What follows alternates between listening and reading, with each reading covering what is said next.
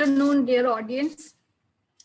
We from WFM Virtual Community welcome you all to this interesting discussion with architect Mohita Garg and to this WFM community where we are organizing a number of webinars as well as interviews with young architects and experienced architects. Mohita is coming on to this platform of WFM community for the first time, and it's wonderful to know Mohita. Welcome to you. Thank you. With an introduction to what WFM community is and what Mohita is doing as an architect. A short introduction to Mohita. You can read about her on our website. All her biodata as well as the project she is doing is all given on the website in detail. So. Thank you, Renu. Thank you for having me here. It's a great pleasure. So I will start with an introduction to WFM community. WFM community is the virtual community we started with the beginning of the COVID lockdown time. That is last June 2020. We started with this community to connect architects with the brands, architects with the facade consultants, architects with the builders and developers, as well as all the other industry members who are experienced to fill the gap what is existing in the society or in the industry. We started with a number of webinars, which was like 20 minutes, 30 minutes for each architect or each experts to talk on their interesting topic, which would later connect the members of the community to the architects and where they can learn a lot from them. And with this intention, we started this community. And Mohita Vasisht, she is an architect from Chandigarh. She is doing a number of projects, a very young architect. Welcome to this platform, Mohita. She is heading the Creative Consortium based in Chandigarh, though they are doing projects all over India. Chandigarh, she graduated from National University of Singapore, NUS, with Masters in Integrated Sustainable Design. She is a student from the prestigious Chandigarh College of Architecture. She's done BArch from there in 2007. And later on, she started with Creative Consortium in 2015. As an architectural student, she has an excellent academic record with a lot of awards and medals and trophies won and a lot of accolades. She started with an architectural firm with a lot of hope and introducing various products, various technologies as any other young architect do, focusing on sustainable development. She has designed a lot of products and projects which are very innovative and inspiring, which she wants to make them all timeless. Her contribution to the organization, that is Creative Consortium, is very large. Now from a single head, they have grown to a 50+ organization doing projects based on various technologies, including biomimicry, deep-rooted in sustainability. Her passion for perfection makes all her projects very meticulous and very well known. We wish the very best to Mohita and her team. And she's done 2 coffee table books also written. You must all read those books, which are very interesting. Her 2 projects are detailed in this 2 books. Welcome, Mohita. Thank you, Renu, for this lovely introduction, and thank you for having me here today to share my projects and ideas with you. It's my pleasure. We thank Fundamax for introducing Mohita to this platform. And as we start, we will first discuss about Mohita's projects Orbit IT Tower, which is in the Phase 8A Mohali, which is a very iconic landmark building and having a very distinctive architectural design. Could you please tell us about the project? What led you to this design? What was the requirement of the client, and how did you address the requirement of the client?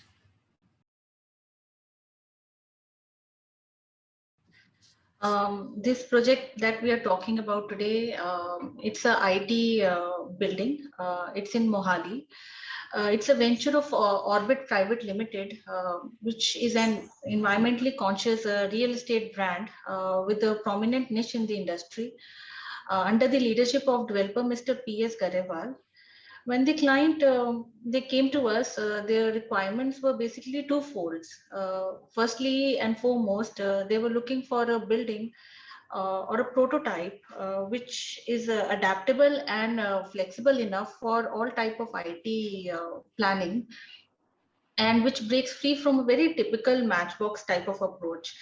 And secondly, they were also looking for something which can stand iconic, which is a landmark, so that they are able to attract premium IT companies to their venture. When they presented the requirements, I was pretty clear of how I can address their requirements. And when I first presented my concept and vision to the client, they were fully impressed, and they were like fully satisfied. And from that point on, there was never a looking back.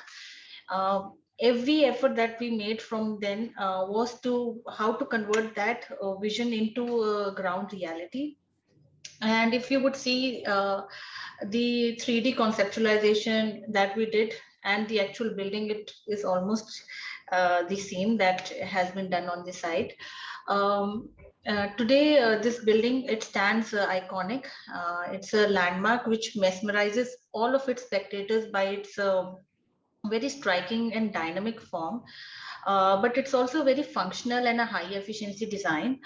No doubt, I think it's going to be a precedent of all futuristic urban forms that one can have in the IT sector. So I know it is very challenging to design an IT project. Demands what you have for the kind of the kind of requirements what they have, and wonderful to know that you have started with such kind of projects. And places like Mohali, I'm sure, will not be having great high-rise buildings or not many IT tower projects for that matter, right? No, in fact, there are a lot of, the place where this project is, there is a lot of IT buildings that are coming up. But the difference from this building and the other building is it's not just something which has been encased in a box and it's just looking good. It has a much more functionality to the design. So that's where when I said they also wanted something which is very flexible and adaptable enough. So this is a very functional floor plate design where it will be able to adapt to all type of IT plannings. And it also provides for high efficiency. The net saleable to usable spaces for this design was quite high. Which obviously works well for the developer because he's looking for how much area he is able to finally sell or have it on rent. Yeah. So that way it was also very functional design. That was the first and foremost requirement the client had. Obviously, second was also to make it stand out, and it's also standing out. So when you're talking about how the project is different from others, it's a very predominantly is form as the predominant feature of this project, right? So what will be the key driving inspiration which is underlying this kind of design what you have planned? Yes, so as I mentioned earlier, form is very striking. It's something which really catches one's attention. But to be very frank, the form is not something which has is the main or predominant feature of this project. It was actually the function. So as I've also explained earlier, it was something flowing from the function. So the form is actually a result or a produce of the function. So the inspiration, usually I draw all my inspiration from nature. And for this project also, the inspiration was drawn from nature itself. If anybody would look into nature or any natural system, we would see that most of the natural systems, they are very diverse in a way that each and every component has a very specific like specialization or diversification to them. They're multi-component with multiple layers performing multiple functions. So that is which imparts that system a kind of flexibility and adaptability, and making them resilient and hence truly sustainable. And that's what in my opinion the built environment needs to mimic or follow. We need to design the built environment on lines of natural systems which are not very static. They should not be just performing one function, or we should not be looking at a component performing only one specified function. So they need to be very dynamic. They need to be having multiple layers performing multiple functions at a given time, and so that they are able to have that flexibility to them. And that's was the main inspiration. Even in this design, it is one in which the flow plate is a very functional flow plate design. It works well for all type of IT functions, right from a small office size to a large office size, for workstations to cabins. So even it's not just, and it also provides, as I mentioned earlier, high saleable area to the developer. But for the customer or the occupant, it also provides for a good efficiency. So if one is getting a flow plate for himself, they'll be able to design the office spaces in a much more efficient, design efficient manner. So when you were designing this building, you would have come across a lot of challenges which you encountered, right? Please tell us about some of the challenges which you went through, which you addressed, and your design evolution process to address these challenges. Please tell us about that. Yes, the design had to face many challenges. It was a very rigorous process, to say. First and the key most challenge that we had to face was the site itself. The site was a very linear site. So the front of the site to the depth of the site was almost to the ratio of 1:2.6. So for example, the front in this case is 80 feet, the depth was 215 feet. And given the FAR, what we were looking at was a very linear volumetric box that we had to work on. So we had to provide the planning of the core areas, look for the form, also provide for the functional plan in a very linear kind of a space. So that was one key challenge. Secondly, to provide for a very functional and flexible plan, as I discussed earlier, we were looking for inspiration from nature, and we were looking for methods to integrate, to kind of understand the interdependencies, the inter-exchanges among different grids or spatial elements. For example, there are many spatial, functional, and planning grids that one needs to design when we are doing a project of this type. So we had to look at all those grids together.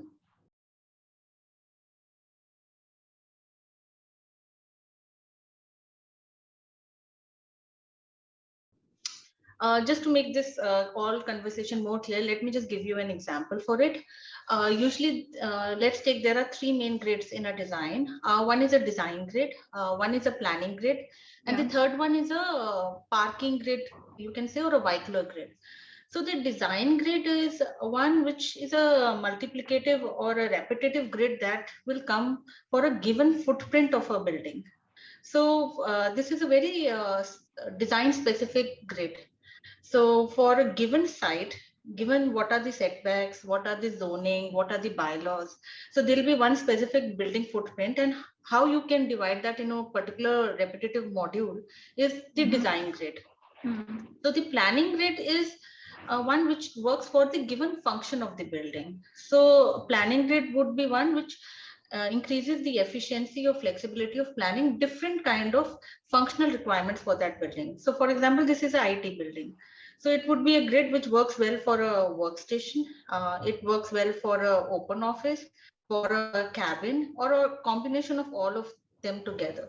So that is the planning grid. Parking grid is one which would obviously increase the efficiency of car parking in basement areas and stilt areas. So these grids, they are independent at their own level. So what we had to do is we had to study the grids independently, like what planning grid will be ideal for this office space, what is the design grid as per the given site, and what is the grid which will maximize the number of car parking spaces. So each element was discussed in individually, then what it influences, how it influences the other grid. For example, if I am selecting a particular planning grid, how will it affect the car parking grid? Because grid is something which is a column layout thing. So it's a grid for the structural framework. So it cannot change. So it has to be something which is constant. So this was a very researched based thing that we had to do. And by overlapping and coming up with exchanges, we were finally able to have a very dynamic flow plate and a grid design, which worked well for all of the requirements that we had. So yes, these were the challenges. It was not just we took a paper and we were like, oh, this is the building that we're going to have. So, so it was something which was very thought-based. Yeah, thought process, analysis, and a lot of integration going into this project. Rather than these days when you are looking at the iconic form projects where you stuck to the idea or the great saying that the form follows function. It goes the other way in many projects which we have seen, where more importance is given to the form. Good to know that you have been integrating all these three grids to come into a very functional project, right? So I want to know, how did you design the facade and fenestration part, providing how climate responsive it is, and how did you integrate the sustainability aspects as well as the overall wellness of the occupant? When it is a project, I'm sure that the occupants would be working for long hours. Yes. The offices reopen. So how was your approach?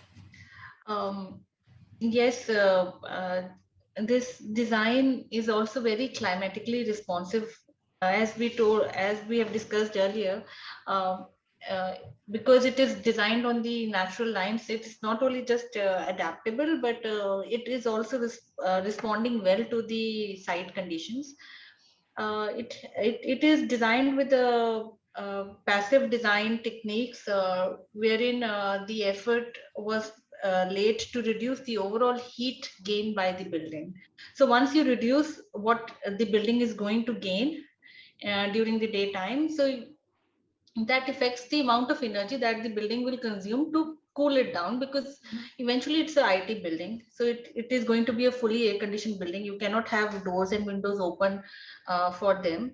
So only thing we can do is, first of all, to reduce the overall heat gain of the building. So that way we would not require that much of energy to cool it down. So that is also energy saving for the building. Secondly, that was done through passive design techniques. Orientation was there. See, for this given site, I cannot change the building. I cannot turn the building to get the right orientation, because I mentioned earlier, it's a very linear site. So you're left with very linear block. You can't just turn the block to say, I don't like this west. I cannot turn my building to that. So, so what we had is what you see in the design, the facades and the things which are flowing, that's actually a western facade. So that has been done with a purpose. It's not just for their as a decoration or something. It holds multiple functions to it. So the west facade, what I call it, is a multi-layered, multifunctional facade. Multi-layered because it has multiple layering to it, and each layer is performing a different type of function. So together it is performing multiple functions, and which in a way would benefit for the health, comfort and wellness for the occupants. So what are the different layers? So first of all, there is a glazing system.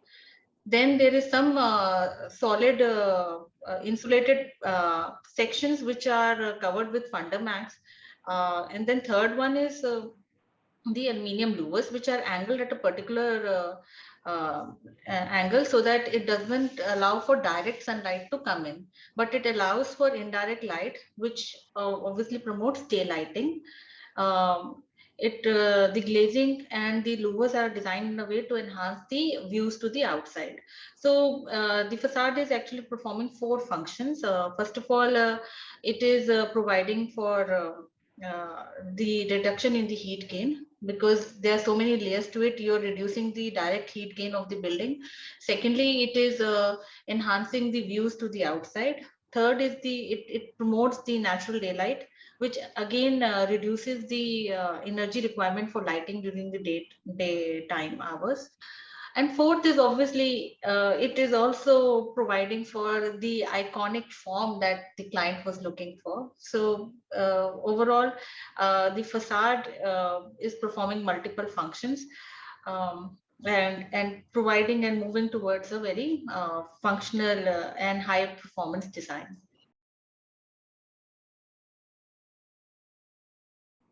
I'm sure with this novel design of 3 layers, what you were mentioning, it would be giving optimal heat, optimal sunlight to the occupants, and minimum heat ingress, right?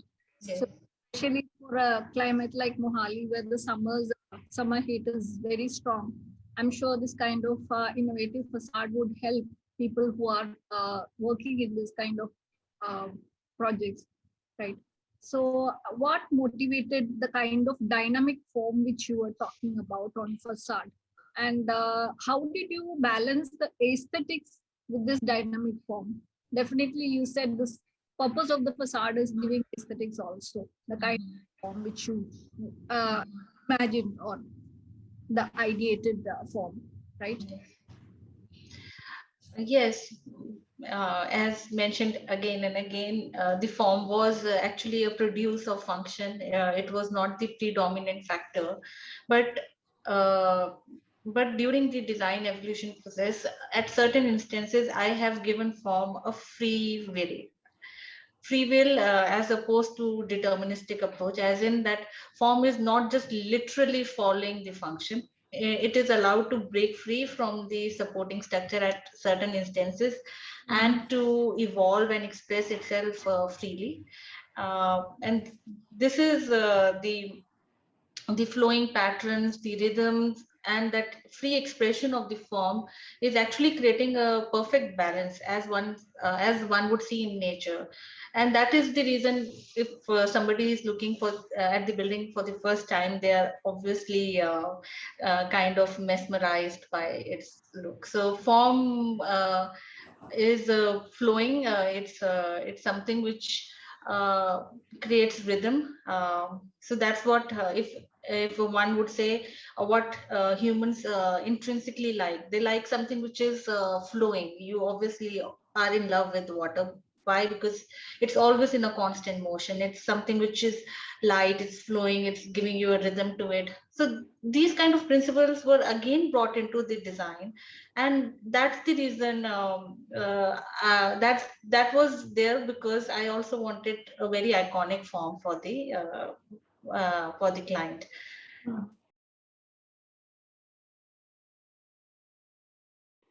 So you were talking about the dynamic form, right? A lot of Yes, is being done in this dynamic field, dynamic facades.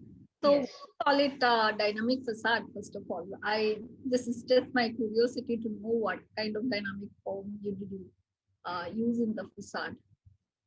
So dynamic is something, if you would see, if it creates an illusion in this design.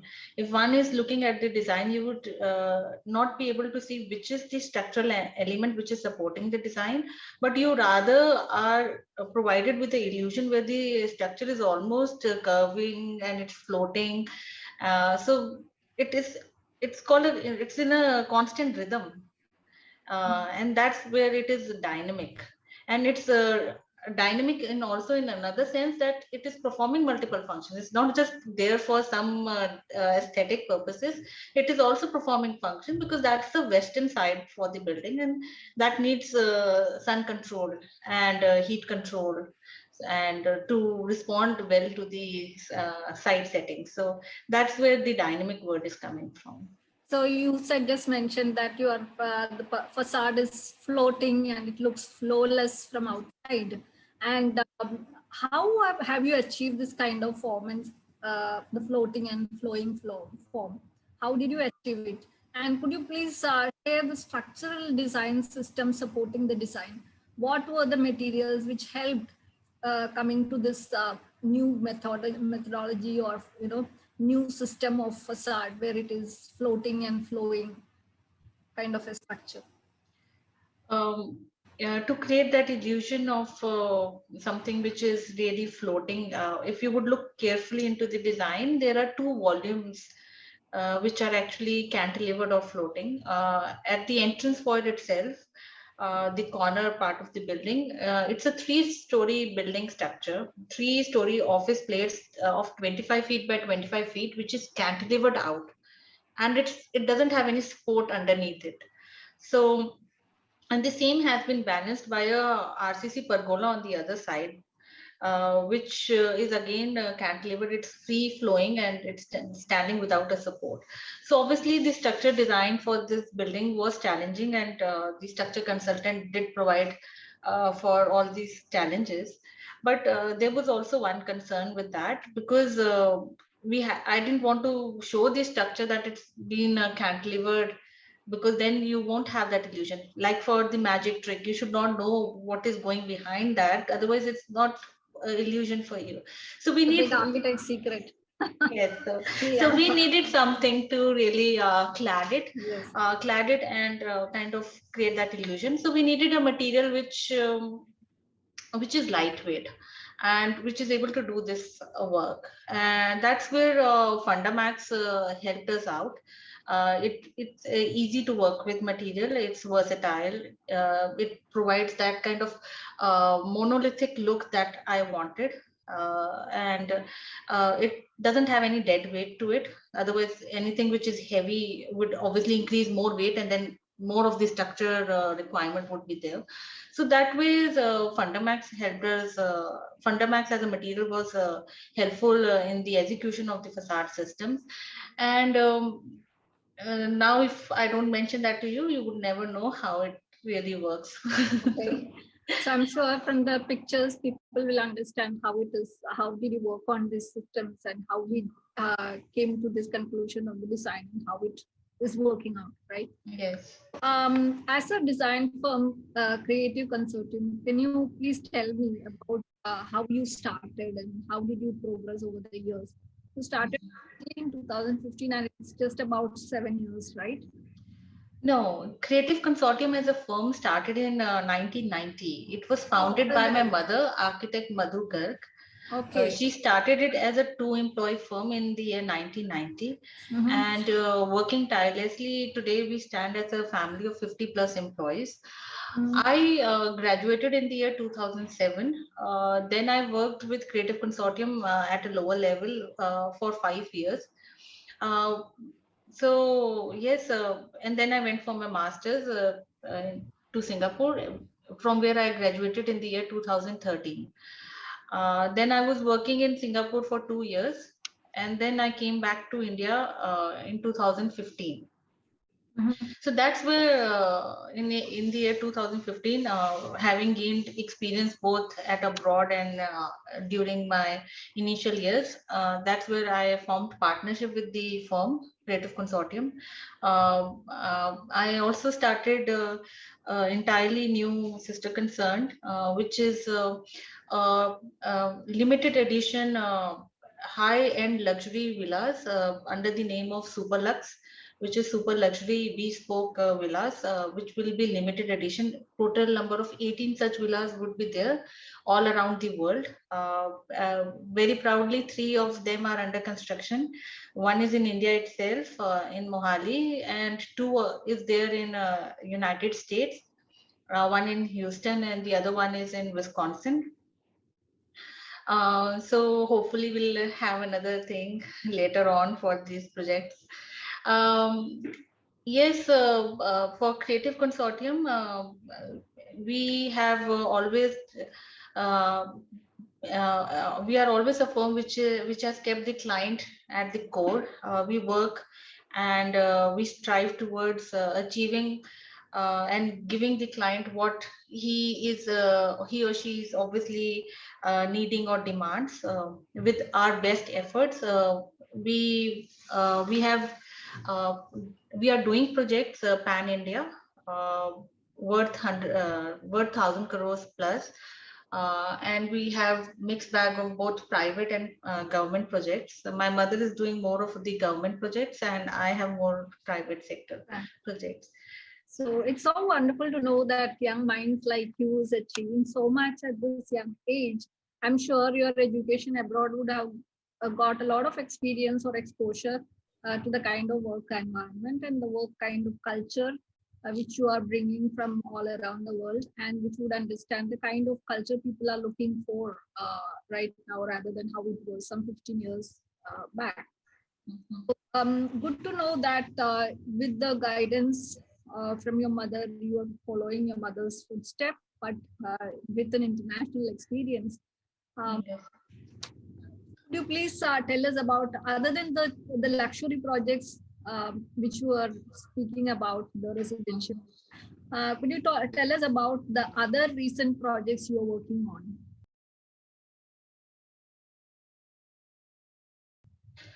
on? I started my first project when I started very young, just passed out from the college, was Beyond Singh Memorial Library in Chandigarh. So it was a very prestigious project because it is a memorial for Beyond Singh, and a public library was planned in that building. So with that, when I was working on this project, I came up with again something which was depicting the rich culture of Punjab, as well as if you get time, you can just browse through that project. It's very interesting. It was designed with the tree of knowledge and parikramas where you are able to gain knowledge and stuff. So I was very sure that architecture is where my passion lies, and working for 5 years, then I made up my mind to go to Singapore. So now what projects I'm handling right now is again from all type of typologies, right from residential projects to I have IT buildings. Then I also have government projects. I am doing the entire building renovation and interior for Nabard Chandigarh. So it's a 4-story building where leaving aside the structure, we are designing for everything, all the air conditioning systems, and with the very high-end modern interiors. Um, Another prominent government project that I'm doing is a international level skating park, which has been that's a very yes. very different kind of project. Yes, it's of an international level, so you will be able to have all national to international level skating sports, which is like inline hockey, speed skating, quad hockey, and it is one of its kind in India, and it's been planned in Sector 23 Chandigarh. So yes, it is something which I had to really work hard, and we did a lot of research because obviously it's first of its kind, and we are working again with the international agencies which will be providing us with the right kind of technologies to implement it on the site. And then again, yes, so the commercial and the residential projects are going on. I've already talked about the high-end residences that we have started. So you were telling about the bespoke project which you are doing, and that curiosity, the entire idea should be coming very, very differently, because the concept of such kind of projects, when people go abroad and see different bespoke project, the client requirement will be so high. How do you think that there is enough materials and technology which are available in India to meet all the client requirement, or how do you go about it? See, there is obviously a certain amount of lag for us Indians to get technology. Obviously, the more of the research and development in the materials is happening in abroad. But yes, because of this, prior to this lockdown, because of this globalization, there was a good amount of knowledge sharing that is going on. And once you want something, obviously it you obviously have a helping hand to that. But uh, I think because of this lockdown, then we are looking back to how to look and find new technologies at a local hand rather than be focusing on what we can import from outside or something. So when you look at your future of your design firm, there are there any ideas you think you should come forward with to make your projects very special as an architect, as a designer? Post pandemic, I think it's been really critical for all architectural community to look into the fact of what role the architecture can play, uh, given that if things are going to change in the entirety, as in offices and, for example, works have now blurred the boundaries. So we really need to look into the aspect of resilient designs, as in a design which is able to really adapt itself to different changes. So right now what our firm is working on in the research section is how you can easily have a floor plate or a plan which can work both as a residence as well as a office building. So for example, today we designed a office block, and tomorrow there is no demand for office block. So how can we convert the same building to a residential building without doing major changes?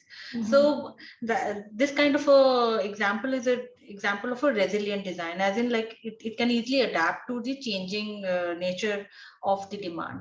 So that's I think something which we would have to focus more in our coming projects. So the project should, the design should not be just for one given function and in a very static way. So it should be able to easily adjust to different things as and when the demand changes. So I think that's what the future should be about. Wishing you the very best, Mohita Vasisht, in your future. Thank you. And I'm sure you will be getting more and more challenging projects with the demand, with the clients, with the experience. I'm sure you will be achieving much higher expectations, and uh, I'm sure all your wish will come true. And wishing you the very best in your future for all your new endeavors. Thank you. For Thank you, joining Renu, us. for If the listeners or viewers are having any kind of comments after viewing this program, you can always mail us. We will take you to Ms. Mohita Vasisht, and she will answer your queries. Thank you so much. Thank you. Good day. Have a nice evening.